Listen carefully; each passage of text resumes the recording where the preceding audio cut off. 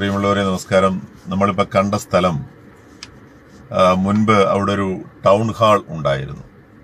ഒരുപക്ഷെ ഇന്നത്തെ തലമുറയ്ക്ക്, വളർന്നു വരുന്ന തലമുറയ്ക്ക് ഒരുപക്ഷെ അങ്ങനെ അടൂരിന്റെ സാംസ്കാരികപരമായ നവോത്ഥാനത്തിന് അങ്ങനെ ഒരു ടൗൺ ഹാൾ ഉണ്ടായിരുന്നോ എന്ന് ഒക്കെയുള്ള സംശയം ചിലപ്പം ഉണ്ടാകുമായിരിക്കാം.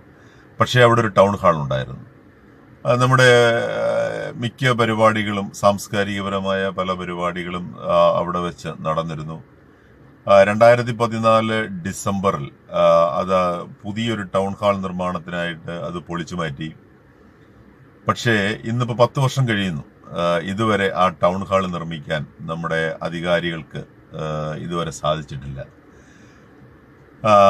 നമുക്ക് നാഴികയ്ക്ക് 40 വട്ടം നമ്മൾ നവോത്ഥാനവും നമ്മൾ സാംസ്കാരിക തനിമ, സാംസ്കാരിക ഉയർച്ച എന്നൊക്കെ പറയുന്നുണ്ടെങ്കിലും ഇതൊന്നും പ്രവൃത്തിയിൽ മാത്രം കാണുന്നില്ല എന്നുള്ളത് ഒരു വിരോധാഭാസമല്ലേ എന്ന് ചിന്താശേഷിയുള്ളവർക്ക് ചിന്തിക്കാൻ സാധിക്കും എന്ന് ഞാൻ ചിന്തിക്കുന്നു. അപ്പോൾ ഞാൻ ഇതുമായി ബന്ധപ്പെട്ട് ഒരു പരാതി, ഒപ്പം ഒരു വിവരാവകാശ രേഖയൊക്കെ ഞാൻ കളക്ട് ചെയ്തിരുന്നു. മിനിമം നമ്മുടെ പ്രദേശത്ത് വികസന പ്രവർത്തനങ്ങൾക്ക് ഒരു 10 വർഷമൊക്കെ ആയില്ലെങ്കിൽ അതൊരു അധികാരികൾക്ക് തന്നെ തോന്നും, 10 വർഷമൊന്നും ആയില്ലല്ലോ, പതുക്കെ പണിയാം എന്നൊക്കെ ഉള്ളത് കൊണ്ടായിരിക്കാം. പിന്നെ നമ്മൾ എല്ലാ സമീപ പ്രദേശങ്ങളിലെ മിക്ക വിഷയങ്ങളും നമ്മൾ നോക്കിക്കഴിഞ്ഞാൽ നമുക്ക് കാണാൻ സാധിക്കുന്നത് കുറഞ്ഞതൊരു 10 വർഷം വേണം. 10 വർഷം എടുത്തെടുത്തെടുത്ത് പഴയ നമ്മുടെ ആലപ്പുഴ ബൈപ്പാസ് പോലെ വർഷങ്ങൾ, പതിറ്റാണ്ടുകൾ എടുത്തേക്കും ഇതൊക്കെ പൂർത്തീകരിക്കാൻ എന്നുള്ളത് ഞാൻ മുൻപ് സൂചിപ്പിച്ച പോലെ ചിന്തിക്കുന്നവർക്ക് മനസ്സിലാക്കാൻ സാധിക്കും. എല്ലാം പറച്ചിലാണ്. ഒരുപാട് പറയുന്നു, ഒരുപാട് കൊട്ടിഘോഷിക്കുന്നു. ഞങ്ങള് അടൂര് എന്ന് പറയുന്നത് വികസനത്തിന്റെ അങ്ങേയറ്റം, എല്ലാവരും വികസനത്തിന്റെ അപ്പോസ്തലന്മാരായി അങ്ങ് അവതരിക്കുകയാണ്. അങ്ങനെ അവതരിച്ച് അങ്ങ് അടൂര് വികസനത്തിന്റെ നെറുകയിൽ എത്തിച്ചു എന്ന് അവരങ്ങ് അവകാശപ്പെടുകയും ചെയ്യുന്നു.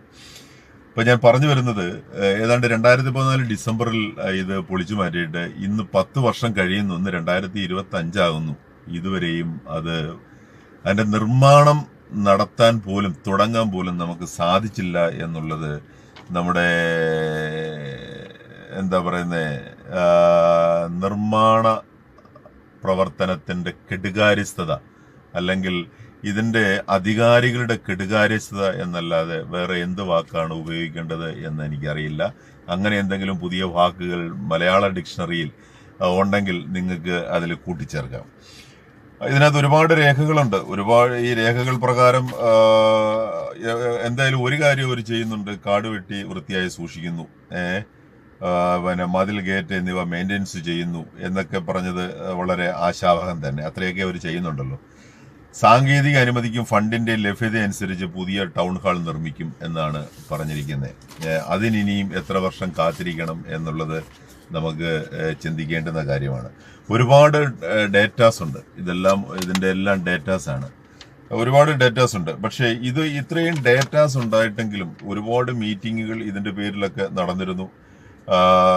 അടൂർ നഗരസഭയുടെ, അതായത് 2020 കണക്കനുസരിച്ച് അടൂർ നഗരസഭയുടെ അധീനതയിലുള്ള ടൗൺ ഹാളിൽ നിന്ന സ്ഥലം ഷോപ്പിംഗ് കോംപ്ലക്സ് നിർമ്മിക്കുന്നതിന് ബജറ്റിൽ പറഞ്ഞിട്ടുള്ളതാണ്. ആയതിന്റെ അടിസ്ഥാനത്തിൽ തുടർ നടപടി, വേണ്ടുന്ന ഫയൽ തുറക്കുന്നതിനുള്ള നടപടി സ്വീകരിക്കണം.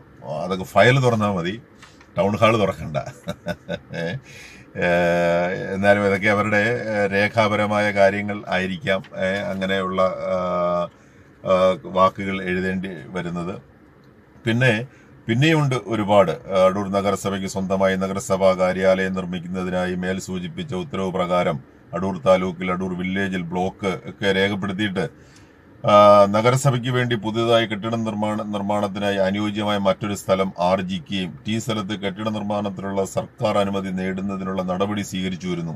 ആയതിനാൽ നഗരസഭയ്ക്ക് അപ്പം രേഖകൾ ഒരുപാടുണ്ട്. ഞാൻ പറഞ്ഞല്ലോ, രേഖകൾ ഇതുമായി ബന്ധപ്പെട്ടും അല്ലാതെയുമൊക്കെയുള്ള ധാരാളം രേഖകളുണ്ട്. പിന്നെ 2021 ഒരു രേഖ അനുസരിച്ച് അടൂർ നഗരസഭയുടെ ഷോപ്പിംഗ് കോംപ്ലക്സ് നിർമ്മാണവുമായി ബന്ധപ്പെട്ട് റവന്യൂ വകുപ്പ് 13/9/2019 392/2011 റവ ഉത്തരവിൽ പരാമർശിച്ചതും അടൂർ നഗരസഭാ സെക്രട്ടറിയുടെ പേരിൽ വിട്ടു നൽകിയതുമായ 12.53 സ്ഥലത്തിന്റെ സർവേ ആധാർ നമ്പറായ 760/9 നഗരസഭാ സെക്രട്ടറി 16/6/2021 ബഹുമാനപ്പെട്ട നഗരസഭാ ഡയറക്ടർക്ക് E1 7884/21 പ്രകാരം അയച്ച് തന്നിട്ടുള്ള കത്തിൽ പരാമർശിക്കുന്ന 324/2 സർവേ നമ്പറും ഒരേ സ്ഥലത്ത് തന്നെയാണെന്നുള്ള റിപ്പോർട്ടുകൾ. ഇത്തരം റിപ്പോർട്ടുകളൊക്കെ ധാരാളമുണ്ട്. Shopping complex. പക്ഷേ ഇത്രയും റിപ്പോർട്ടുകൾ ഉണ്ടെങ്കിലും ഇതൊന്നും നടപ്പിൽ നമുക്ക് ഔട്ട്പുട്ട് കാണുന്നില്ലല്ലോ. നമ്മള് ഒരു 10 മൂട് റബ്ബർ വെട്ടുകയാണെങ്കിൽ നമുക്ക് പറയാം, രാവിലെ ഒരു റബ്ബർ വെട്ടുന്ന ഒരു ആൾ ആ റബ്ബർ വെട്ടുന്നു. റബ്ബർ വെട്ടിയിട്ട് അയാളുടെ ഔട്ട്പുട്ട് എന്താണെന്ന് ചോദിച്ചു കഴിഞ്ഞാൽ അതിൽ നിന്ന് വരുന്ന കറയാണ്. അത് ഷീറ്റാക്കി മാറ്റുന്നു. ഒപ്പം റബ്ബർ മരത്തിൽ നിന്നും കിട്ടുന്ന ഒട്ടുകറ, ഒട്ടുപാല്, ഇതൊക്കെ ഔട്ട്പുട്ടുകളാണ്. പക്ഷേ സംഭവങ്ങൾ ഇത്രയൊക്കെ ഉണ്ടായിട്ടും ഇത്രയും വലിയ തരത്തിലുള്ള മീറ്റിങ്ങും ഒക്കെ നടത്തിയിട്ടും നമുക്ക് ഔട്ട്പുട്ട് എന്ന് ചോദിച്ചു കഴിഞ്ഞാൽ ഔട്ട്പുട്ട് ഒന്നുമില്ല, ഞങ്ങൾ മീറ്റിംഗ് കൂടുന്നുണ്ട് എന്ന് പറയുക എന്നതിനപ്പുറത്തേക്ക് മറ്റൊന്നും കാണുന്നില്ല. 1/12/2023 ഒരു മിനിറ്റ്സ് ഞാൻ വായിക്കാം. അടൂർ നഗരസഭ ടൗൺ ഹാൾ നിർമ്മാണവുമായി ബന്ധപ്പെട്ട് DPR തയ്യാറാക്കൽ സംബന്ധിച്ച യോഗം 27/11/2023 രാവിലെ 11 മണിക്ക് ബഹുമാനപ്പെട്ട ചെയർപേഴ്സന്റെ അധ്യക്ഷതയിൽ ചേർന്നു. കൗൺസിൽ തീരുമാനപ്രകാരം എടുത്തിട്ടുള്ള MS സെയ്ദ് അസോസിയേറ്റ് എന്ന സ്ഥാപനത്തിന്റെ ജീവനക്കാരുടെ ബഹുമാനപ്പെട്ട ചെയർപേഴ്സൺ, ആരോഗ്യകാര്യം, വികസനകാര്യം, വിദ്യാഭ്യാസ കലാ സമിതിയുടെ ചെയർമാൻമാരെ, നഗരസഭ എഞ്ചിനീയർ, സൂപ്രണ്ടുമാർ എന്നിവ ഹാജരായിരുന്നു. യോഗത്തിൽ കരാറെടുത്തിട്ടുള്ള ഏജൻസി ടൗൺ ഹാൾ നിർമ്മിതിയെപ്പറ്റി വിശദീകരിച്ചു. ആയതിനാൽ TBA 1773.1 സ്ക്വയർ മീറ്റർ 5 നിലകളായിട്ടുള്ളതാണ്. ഓരോ നിലവും 354.82 സ്ക്വയർ മീറ്റർ ആണ്. ബേസ്മെന്റ് ഫ്ലോർ പാർക്കിങ്ങിനായി 2 നിലകളും ആയതിൽ കിഴക്കും പടിഞ്ഞാറും റോഡുകളിൽ നിന്ന് പ്രവേശനവും വടക്ക് വശത്ത് മെയിൻ റോഡിൽ നിന്ന് GFലേക്കുള്ള പ്രവേശനവും GF പൂർണ്ണമായും കൊമേഴ്സ്യൽ യൂട്ടിലിറ്റിക്കും ഫസ്റ്റ് ഫ്ലോർ ടൗൺ ഹാളായും സെക്കൻഡ് ഫ്ലോർ മിനി തിയേറ്ററായും വിഭാവനം ചെയ്തിട്ടുള്ളതാണ്. ഒരുപാടുണ്ട്, വലിയ സംഭവങ്ങളൊക്കെ അവര് തീരുമാനമെടുത്തിരിക്കുന്നത്. പക്ഷേ ഇതൊന്നും നടപ്പിലായിട്ടില്ല എന്നുള്ളത് നമ്മൾ ചിന്തിക്കണം. 22/5/2024 മിനിറ്റ്സ് അനുസരിച്ച് യോഗ തീരുമാനങ്ങൾ: നഗരസഭ ടൗൺ ഹാളിന്റെ പാർക്കിംഗ് സെല്ലാർ ഫ്ലോറിൽ ഉൾപ്പെടുത്തുന്നതിനും ആയതിന്റെ ഉയരം 3.6 മീറ്ററായി നിലനിർത്തുന്നതിനും നിർദ്ദേശിച്ചു. ഗ്രൗണ്ട് ഫ്ലോർ പൂർണ്ണമായും വാണിജ്യ ആവശ്യത്തിന് ഉപയോഗിക്കുന്നതിന് നിർദ്ദേശിച്ചു. ടൗൺ ഹാളിന്റെ 1ഉം 2ഉം നിലകൾ ചേർന്ന് ബാൽക്കണി ഉൾപ്പെടെയുള്ള ടൗൺ ഹാൾ കം തിയേറ്റർ നിർമ്മിക്കുന്നതിന് നിർദ്ദേശിച്ചു. സെൻട്രലൈസ്ഡ് AC സംവിധാനം ടൗൺ ഹാളിൽ സജ്ജമാക്കുന്ന രീതിയിൽ പ്ലാൻ തയ്യാറാക്കുന്നതിന് നിർദ്ദേശിച്ചു. സെയ്ദ് അസോസിയേറ്റ് പത്തനംതിട്ട എന്ന സ്ഥാപനം ആർക്കിടെക്ചർ ഡ്രോയിംഗ് തയ്യാറാക്കി നഗരസഭയിൽ സമർപ്പിക്കുമ്പോൾ എഗ്രിമെന്റ് പ്രകാരമുള്ള 15% തുക നൽകാവുന്നതാണെന്ന് നിർദ്ദേശിച്ചു. എല്ലാം നിർദ്ദേശിച്ചിട്ടുണ്ട്. പിന്നെയുണ്ട് ഒരുപാട് കാര്യങ്ങൾ. അപ്പൊ എല്ലാം കൂടി വായിക്കാൻ നമ്മൾ ഇത് വായിക്കുമ്പോൾ ഒരുപക്ഷെ കേൾവിക്കാരായ നിങ്ങൾക്ക് അതൊരു ബുദ്ധിമുട്ട്, അരോചകത്വം സൃഷ്ടിക്കും എന്നുള്ളത് കൊണ്ട് ഞാൻ കൂടുതൽ വായിക്കുന്നില്ല. ഇതിന്റെ രേഖകൾ ആവശ്യമുള്ളവർക്ക് തീർച്ചയായിട്ടും നമുക്കിത് കൊടുക്കാവുന്നതാണ്. ഒരുപക്ഷെ ഈ വായനയ്ക്കിടയിൽ ചിലപ്പം അക്ഷരപ്പിശകുകൾ അങ്ങോട്ടോ ഇങ്ങോട്ടോ മാറിയിട്ടുണ്ടാകാം.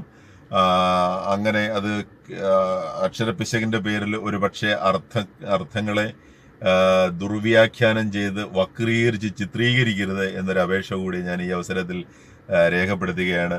ഈ നഗരസഭാ കാര്യാലയത്തിൽ നിന്ന് കിട്ടിയ റിപ്പോർട്ടുകളാണ് ഇതെല്ലാം. ഇത് ആവശ്യമായവർക്ക് ഈ റിപ്പോർട്ടുകൾ എല്ലാം നമുക്ക് കൊടുക്കാവുന്നതാണ്. അടിയന്തരമായി നമുക്ക് അധികാരികളോട് പറയാനുള്ളത്, കണ്ണു തുറക്കണം. നിങ്ങൾ ഇനിയും ഇങ്ങനെ വെച്ച് താമസിപ്പിക്കാതെ ഇങ്ങനെ ഒരു നഗരസഭയുടെ അണ്ടറിൽ വരുന്ന ഈ ടൗൺ ഹാൾ അടൂരിന്റെ ഹൃദയഭാഗം എന്ന് തന്നെ പറയാം. ഞാൻ മുൻപ് സൂചിപ്പിച്ചിരുന്നു, ഒരു ഭാഗം സിവിൽ സ്റ്റേഷൻ, ഒരു ഭാഗം കോടതി സമുച്ചയം, മറ്റൊരു ഭാഗം പോലീസ് സ്റ്റേഷൻ, മറ്റൊരു ഭാഗം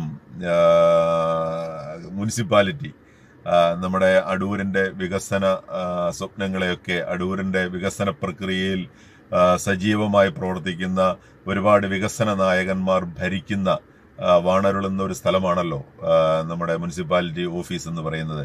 അത് തീർച്ചയായിട്ടും എല്ലാവരും അവരുടെ കഴിവിന്റെ പരമാവധി ഒക്കെ അവർ ശ്രമിക്കുന്നുണ്ടാകും. ഞാൻ ആരും ശ്രമിക്കുന്നില്ല എന്ന് ഞാൻ അവരെ കുറ്റപ്പെടുത്താൻ ആഗ്രഹിക്കുന്നില്ല. പക്ഷെ ചില ചട്ടങ്ങളും നിയമങ്ങളും ഒക്കെ ആയിരിക്കാം ഇത് ഇങ്ങനെ അനന്തമായി നീണ്ടുപോകാൻ കാരണം. പക്ഷേ പ്രിയപ്പെട്ട ഭരണാധികാരികളെ, നിങ്ങളോട് ആരോടും നമുക്ക് വ്യക്തിപരമായ യാതൊരു വിദ്വേഷവുമില്ല. ഈ നാടിന്റെ നന്മ കാംക്ഷിക്കുന്ന ഒരു വ്യക്തി എന്നുള്ള നിലയിൽ, നിങ്ങളുടെയൊക്കെ തന്നെ അഭ്യുദയകാംക്ഷി എന്നുള്ള നിലയിൽ ഒരപേക്ഷ മാത്രമാണ്, എത്രയും പെട്ടെന്ന് ഈ ചട്ടവും റൂളും ഒക്കെ എല്ലാം മനുഷ്യനിർമ്മിതങ്ങളാണ്, സ്വയംഭൂ അല്ലല്ലോ ഇതൊന്നും.